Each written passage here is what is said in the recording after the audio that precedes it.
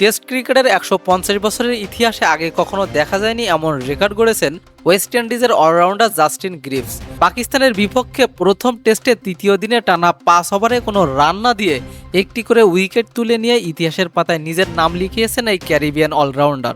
শুরু ৬ ওভারে ২৭ রান দিলেও কোনো উইকেট পাননি গ্রিভস, কিন্তু এরপর যেন পুরো ম্যাচের মোড় ঘুরিয়ে দেন তিনি। এক সময়ে ৩ উইকেটে ২৪৪ রান তুলে বড় সংগ্রহের পথে এগিয়ে যাচ্ছিল পাকিস্তান। শতক পূর্ণ করা অধিনায়ক শান মাসুদকে ১০৯ রানে ফিরিয়ে ধসের সূচনা করেন গ্রিভস। এরপর কোনো রান না দিয়ে একে একে ফিরান আমির জামাল, আলী উসমান, মোহাম্মদ রিজওয়ান এবং বিরতির পর মোহাম্মদ আব্বাসকেও। এর মধ্য দিয়ে টানা ৫টি উইকেট মেডেনের বিশ্ব রেকর্ড গড়েন তিনি। এর আগে টেস্টে টানা ৪টি উইকেট মেডেনের রেকর্ড ছিল ইংল্যান্ডের কিংবদন্তি পেসার স্টুয়ার্ট ব্রডের, যা তিনি গড়েছিলেন ২০০৬ সালে দক্ষিণ আফ্রিকার বিপক্ষে। সেই রেকর্ড এখন অতীত। গ্রিভসের স্পেলে ৭ উইকেটে ৩৮ রান সংগ্রহ করে ২৮২ রানে অল আউট হয় পাকিস্তান।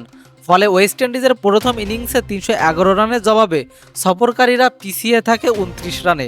১৭তম টেস্ট খেলতে নেমে ১১ ওভারে ৬ মেডেন ২৭ রানে ৫ উইকেট নিয়ে ক্যারিয়ারের প্রথম ৫ উইকেট শিকারের স্বাদ পান এই অলরাউন্ডার। দিনের খেলা শেষে গ্রিভস সংবাদ সম্মেলনে জানান, অধিনায়ক ধৈর্য ধরে নির্দিষ্ট পরিকল্পনা অনুযায়ী বোলিং চালিয়ে যেতে বলেছিলেন। সেই পরিকল্পনা এনে দিয়েছে ইতিহাস। তবে ব্যক্তিগত অর্জনের চেয়ে দলের জয় নিশ্চিত করাই এখন তার সবচেয়ে বড় লক্ষ্য।